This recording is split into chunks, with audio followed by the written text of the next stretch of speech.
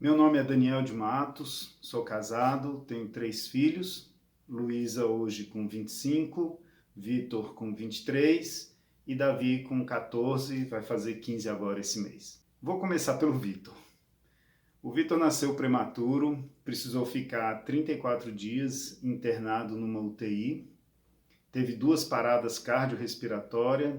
Na infância, era uma criança com a saúde frágil e alguns problemas que os médicos não conseguiam identificar. Com 9 anos de idade, ele teve uma hemorragia de varizes no esôfago.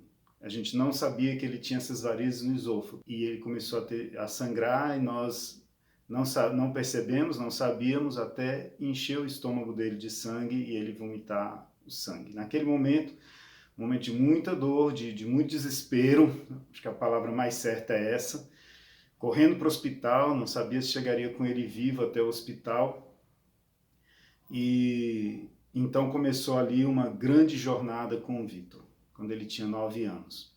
Descobrimos então que ele tinha trombose nas veias portas e mesentéricas, principais veias do sistema digestivo, e isso causava varizes do esôfago ao reto, e com risco de sangramento. E a situação dele foi se agravando. A princípio, a primeira solução seria a retirada do baço, mas essa retirada do baço, no caso dele, gerava um risco de morte. Então foi mantendo o baço do Vitor.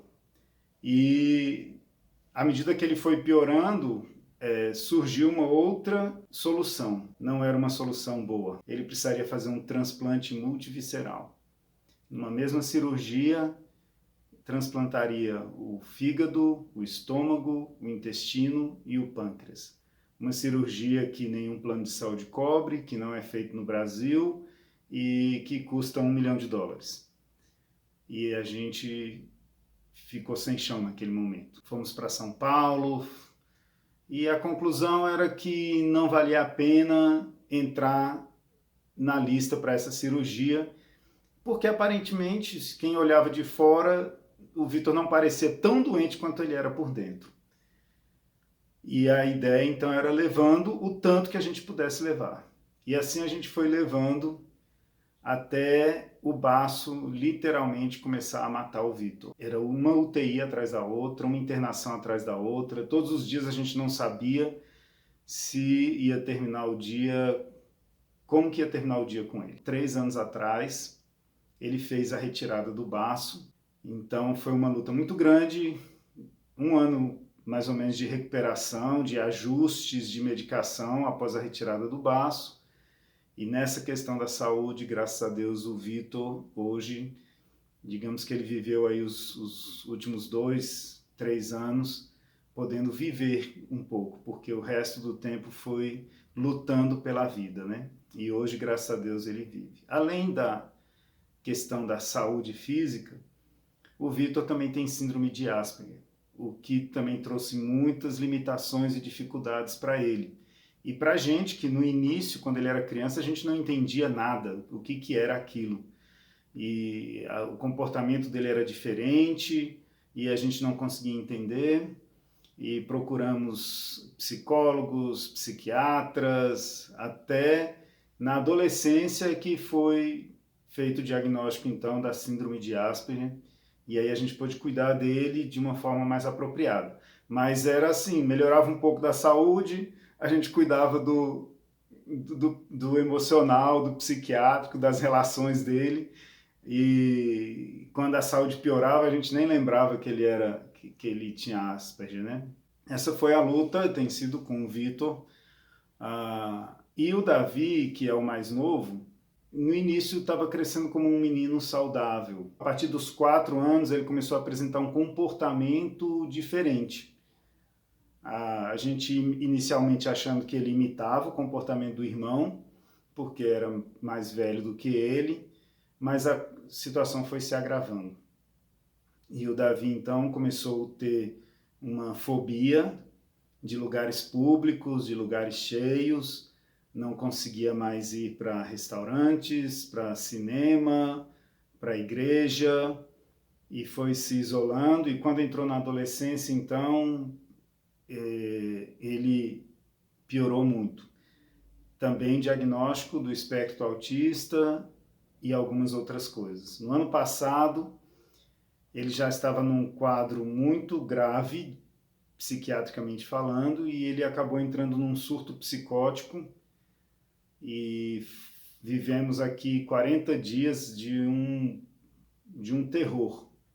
Ele, 40 dias num surto psicótico, as medicações não resolviam, e o médico tentando vaga num hospital psiquiátrico, e finalmente conseguiu, em novembro do ano passado, e ele ficou um mês, ficamos, né, eu e ele, um mês internado no hospital psiquiátrico para tirar ele do surto psicótico. E hoje nós vivemos ainda essa luta, o Davi ainda com muita dificuldade de se relacionar, muito medo, às vezes já consegue ir para o shopping, mas um pouquinho que ele fica lá ele já começa a entrar em pânico, a gente tem que voltar. As crises são muito pesadas, muito difíceis, e a gente está ainda nessa luta.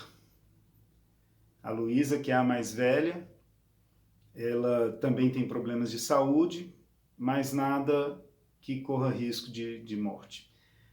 Mas é um problema de saúde que atrapalha muito a qualidade de vida dela. Como ainda não tem um diagnóstico exato, perfeito, tem feito muitos exames, inclusive semana passada fez um outro exame, mas muita dificuldade de encontrar exatamente qual o diagnóstico e qual o tratamento. Então eu não tenho muito para dizer, só dizer assim que ela perde muita energia, ela às vezes fica totalmente sem energia, passa o dia inteiro sem conseguir sair da cama, e também uma luta muito grande, você vê a sua filha em idade de estar na faculdade, querendo estar na faculdade, e não consegue porque não tem energia. A gente teve que partir para o EAD para que ela consiga fazer, e graças a Deus ela está conseguindo concluir aos trancos e barrancos, já está fazendo TCC, se Deus quiser, até o meio do ano que vem ela conclui a faculdade. Mas também muita luta na vida dela, né? Obviamente, tudo isso afeta demais a gente, afetou demais a Monique, minha esposa, que é uma pessoa muito sensível, é uma mulher extremamente inteligente, extremamente fiel a Deus, uma companheira para mim, mas essa fragilidade emocional dela levou ela à depressão.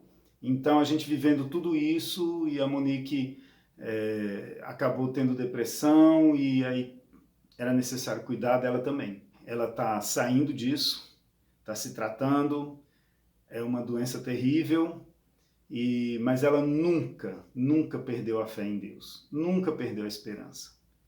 E é engraçado, às vezes ela fala assim que mesmo com depressão ela tem esperança, mesmo com depressão ela confia em Deus, porque Deus realmente nos enche de esperança. Deus, no meio de tudo isso, nos traz alegria e paz. E a gente consegue enfrentar todas as situações. E graças a Deus a nossa família é unida, nossos filhos se amam, se respeitam, e eu tenho certeza que Deus tem nos abençoado dessa forma para nos também fortalecer para continuar a luta. E eu tenho certeza de que tudo isso que a gente enfrenta tem um propósito também. Eu decidi justamente gravar esses vídeos, já vinha no meu coração, porque compartilhando com uma pessoa ou outra toda a situação que a gente vive, sempre vem uma palavra assim: você precisa tornar essa história conhecida, porque Deus tem feito transbordar esperança na nossa vida, mesmo em meio a todas essas lutas que eu mencionei. Então compartilhe o canal, compartilhe o vídeo, e veja o primeiro vídeo, que vai ser o formato que a gente vai usar daqui para frente.